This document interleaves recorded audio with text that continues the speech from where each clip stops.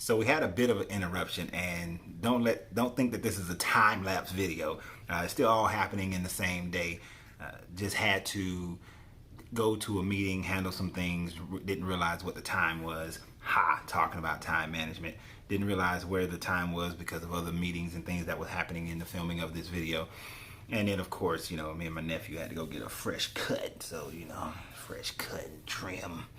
So this is not a time-lapse video, but we're going to continue. And the last thing that I was talking about was the fact that I was working with a young man right now who's getting ready to turn turn his occupation into a business for himself, to be able to do that on his own accord. And that's what we're working on right now. We'll start having our business planning meetings starting this week or this weekend. So we want to continue. I don't have my whiteboard, so I'm going to have to wear my glasses from time to time and go through my notes independently. So we're going to move on. Of course, we just finished talking about making the most of your free time. Now, number seven is spend time reflecting on your past. I know this is going to be difficult for some people. This is going to be difficult because we've all, for the most part, culturally, traditionally, country-wise, we've been taught conflicting things about this. On the one hand, there's the teaching that if you don't reflect on your past, if you don't learn from your past, then you're destined to repeat it, which is so very true. I'm going to come right back to that. But one of the other teachings is that, especially in the last 20 plus years, is the idea that you have to be focused on your future, that don't pay attention to your past, but focus now on your future. Look at your present and then do things to move you into your future. Well, here's the problem with that. The problem with that is that if you're focused on your present and your future, your present, you know what it is right now. You know what your life looks like right now. Your future is completely uncertain. You have absolutely no idea in truth about what's going to happen in your future. You don't know if you're driving down the street tomorrow and you're in a car accident and you become paralyzed. I know that's grim and that's gloomy, but you don't know that. You don't know that tomorrow you may meet someone. This person impacts your life to the point where either you fall in love with them or you meet this person and they have a business opportunity for you. You have no idea the impact of the next person, and then you will look back on tomorrow and say, wow, that was an amazing day because I met this certain person. Well, the old adage of you have to know your past in order to make sure you don't repeat it, or it will be repeated, is the true form of thought that we must take in this instance. The reason why is because your past tells you what your present is. You see, the past is concrete. It happened. It is what it is. There are certain variables that do change, but the past is what it is. The past of how you remember it, how you relate to it, it is what it is. Your present is a direct reflection of the decisions you've made in the past, the places you lived, the people you were around, the opportunities that you took, the ones you didn't, how your behavior was. Everything in your present is a reflection of what happened in the past, which is why the future is so uncertain. The only certainty that we truly have about our future is the fact that if we continue being exactly how we're being, continue hanging around the same people we've been hanging around, you're pretty much going to get the same thing in the future that you have now.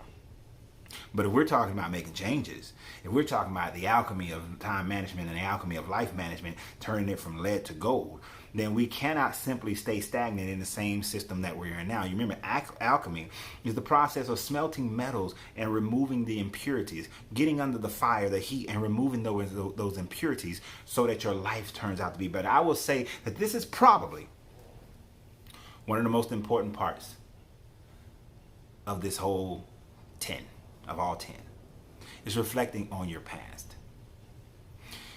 Like I said earlier in this video, I believe, I'm getting ready to step into the real estate industry, to the land industry, the market. And although it's not required of me, I'm researching the past, the cycles. You see, if you want to know what's going to happen in a market, look at the cycles that it's been through. Look at the cycles of humanity, what we've been through. Everything that has happened in the past will happen again in the future. So the point of searching or researching the past and knowing the past is that you can identify the variables that cause change to occur so that you can now prepare for that change. You see, just looking at the housing industry, if you've ever seen the movie The Big Short, you should watch that movie. It's a beautiful movie to give you an idea, but I'm going to give you a short rendition of it. In that movie, there was a few people, didn't know each other, most of them, but a few people who recognized that the housing market, which people never betted against, never went against on the market, in the stock market. The housing market was so stable, it stayed the same, but they recognized a pattern.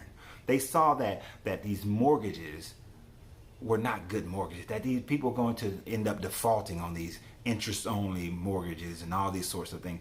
And all these people who were gaining houses who did not qualify before, they knew that that the housing market was going to crash, so they bet against the housing market. And people thought that they were foolish, but they identified the markers.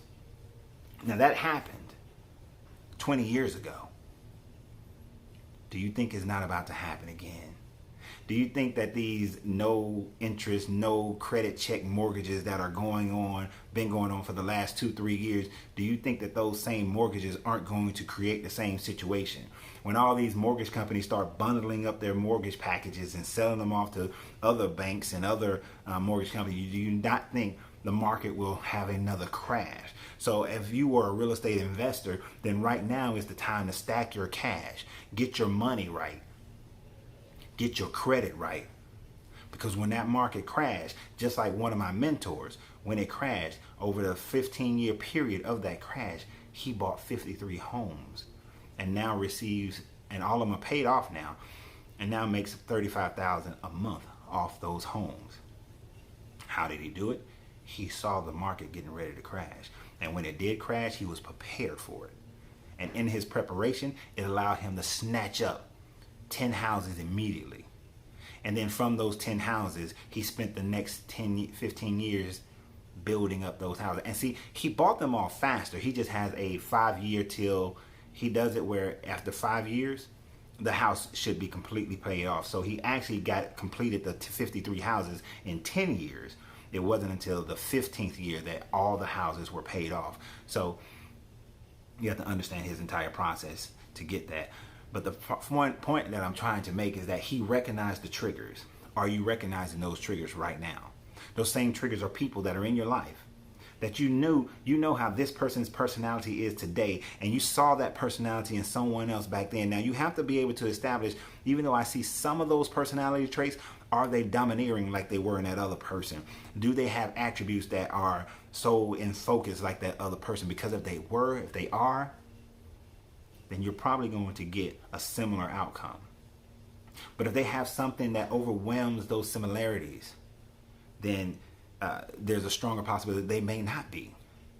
Maybe they're not as organized as a previous person.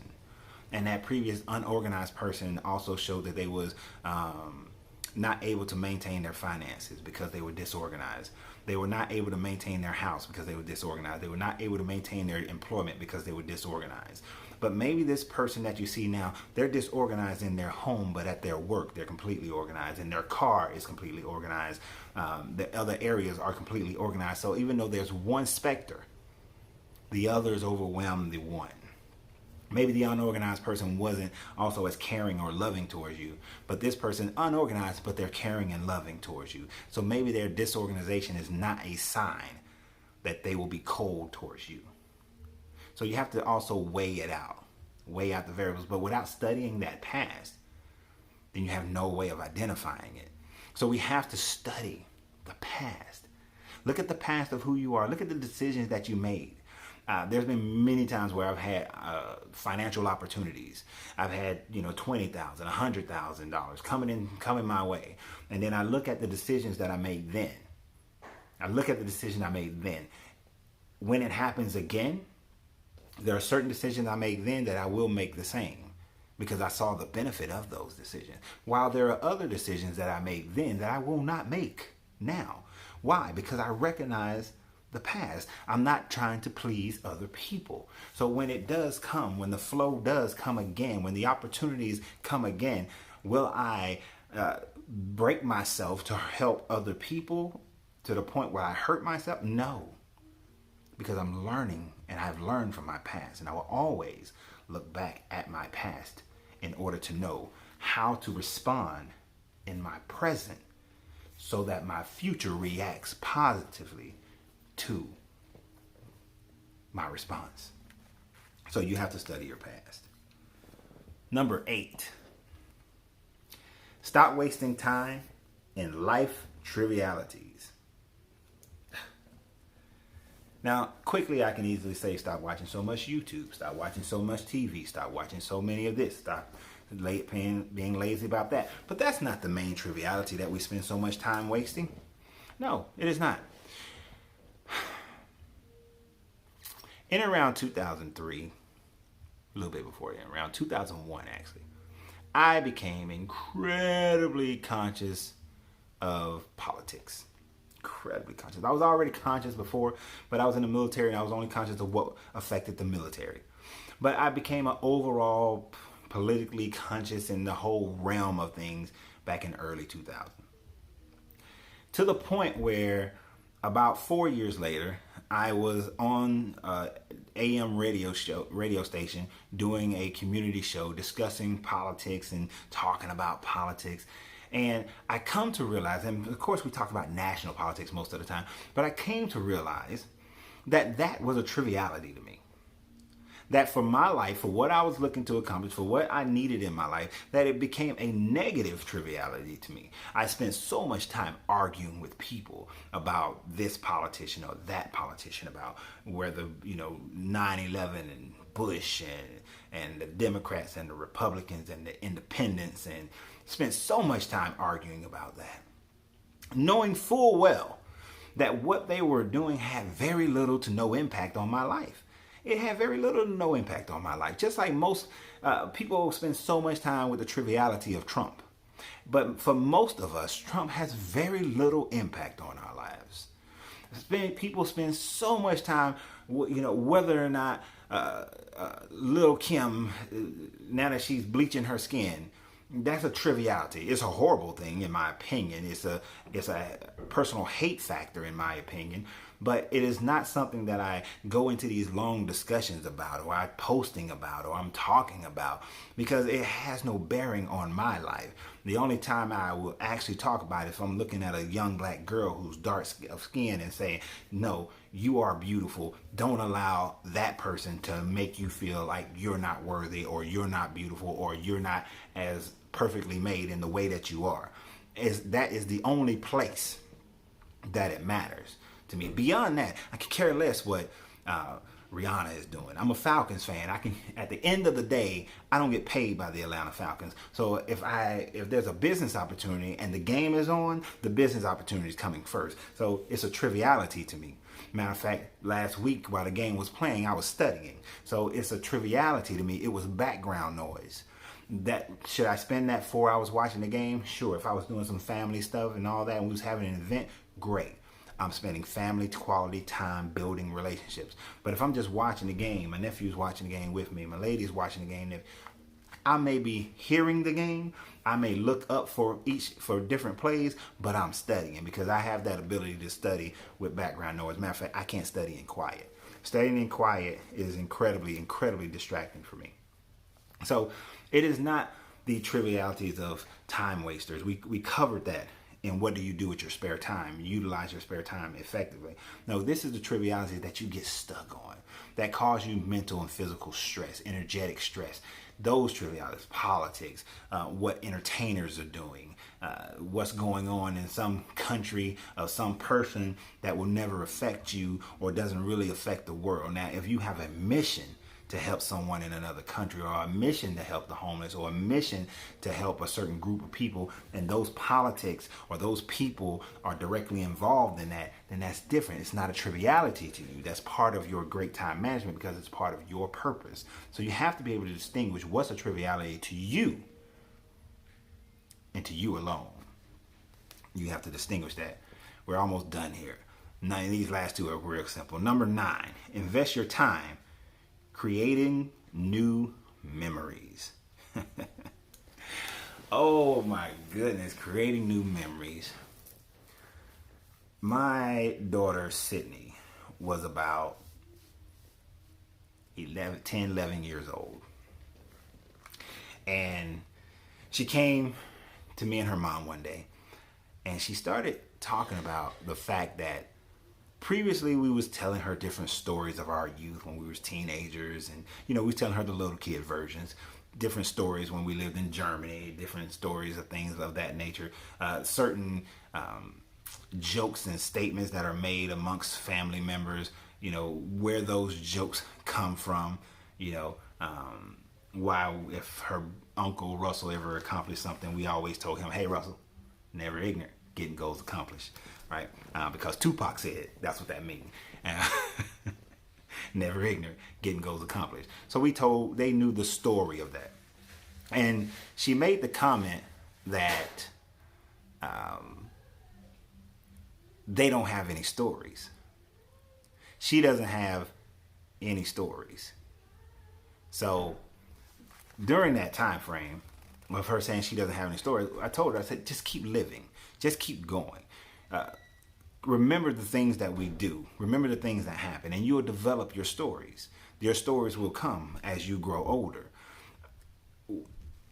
She lived in a family where we did a lot of trips. Most weekends during those years, I was taking them up to the mountains or to the lakes or to the beaches. Many of my clients had homes on lakes and beaches and that sort of thing, and we would rent them. And I would take the kids, and we go and we have these time frames. So we went and had experiences. Their birthdays would come, and we wouldn't necessarily have a birthday party. We'd have an event. We go to a neighboring city that's like 3 hours away or 2 hours away. We get with other people and go down to an amusement park.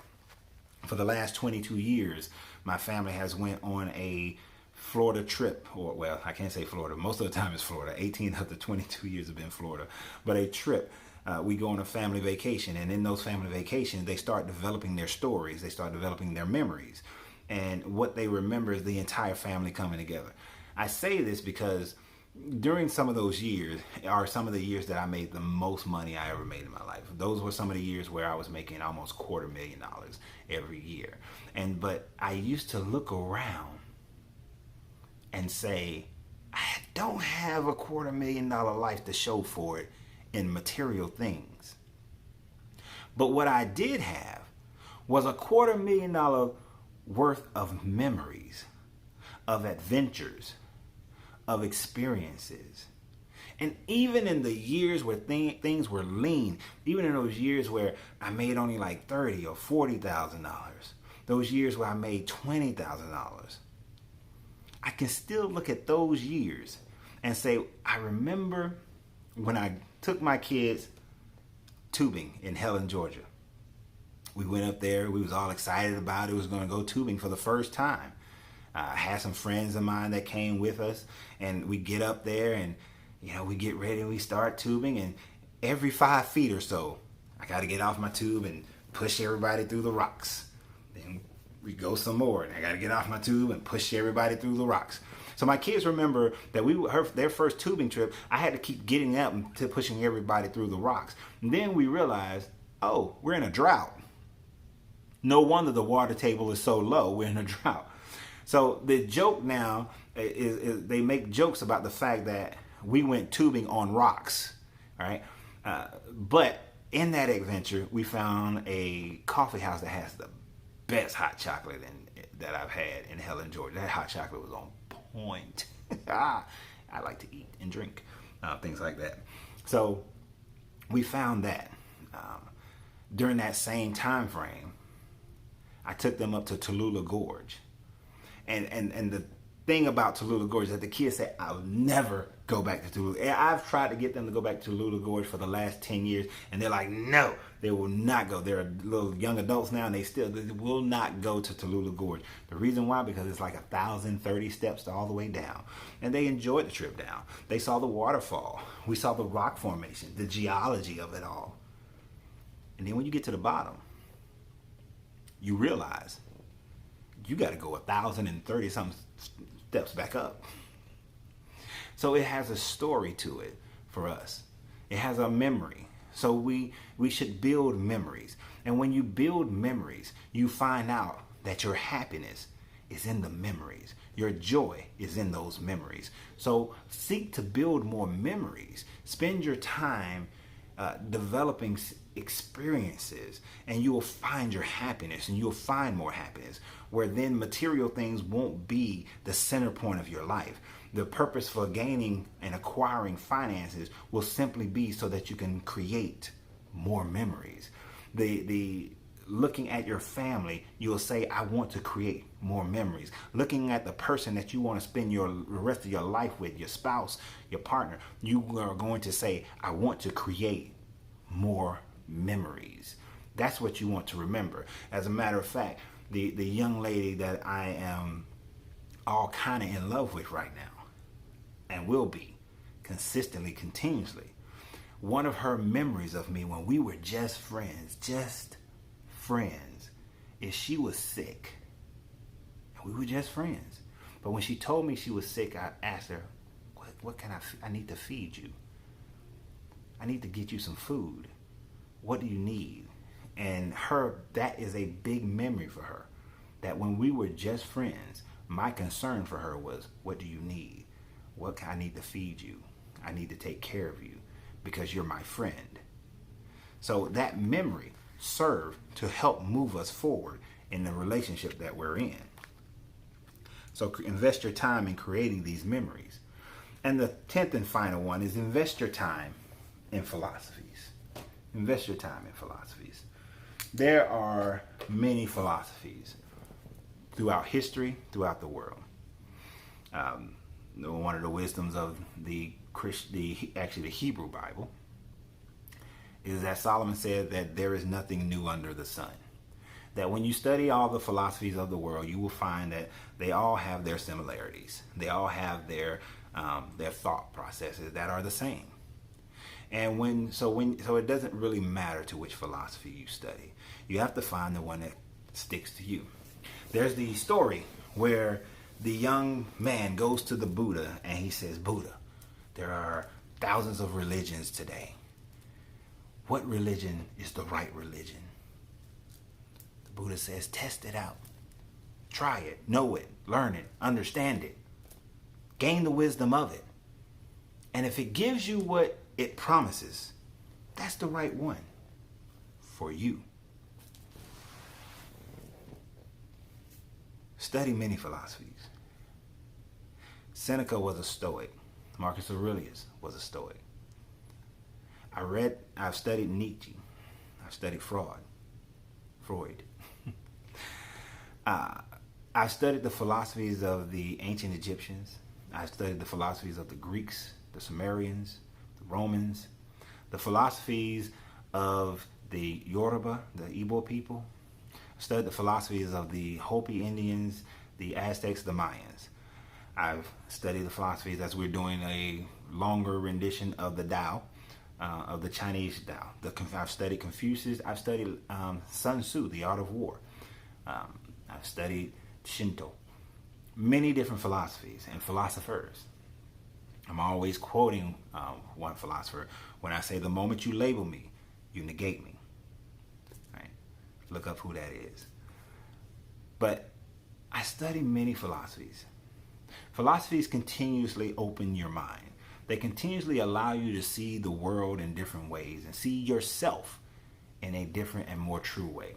The reason why I love the Kabbalion and I love the Emerald Tablets is because it causes you to look deeper inside yourself, as well as the mysteries of the universe and how the universe works and how things function together. And you begin to see that and you understand how all these things work so well together. So I've studied a lot of these philosophies, as well as you should.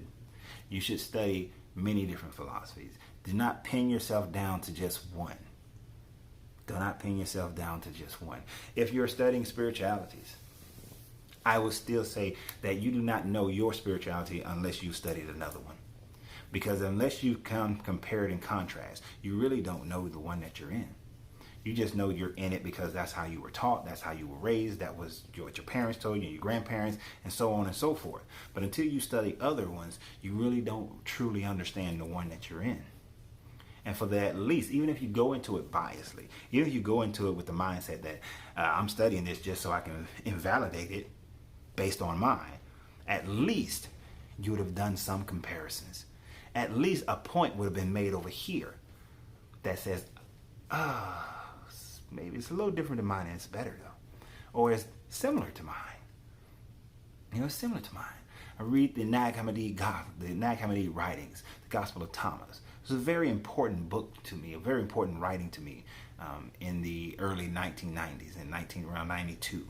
It became a very important book, writing to me, because of some of the things it said. Knock and ye shall find. Once you find, you will be disturbed. After you are disturbed, you will marvel. And after you marvel, you will reign over all. It's not to mean that you will reign over every person, but you reign over yourself. So when you seek and you find, it may disturb you because you're going to realize that you have to be as the Buddha and as Lao Tzu has taught. You have to be like water and fit into the cup. But you also have to take the cup and empty everything so that you can fill it with something new. So you have to do that. And so you're disturbed during that time frame. It bothers you because sometimes you have to stand alone. And when you're standing alone, it feels like you're on top of that mountain where it's desolate. There's no vegetation. It's cold. It's icy. And you're the only one standing there.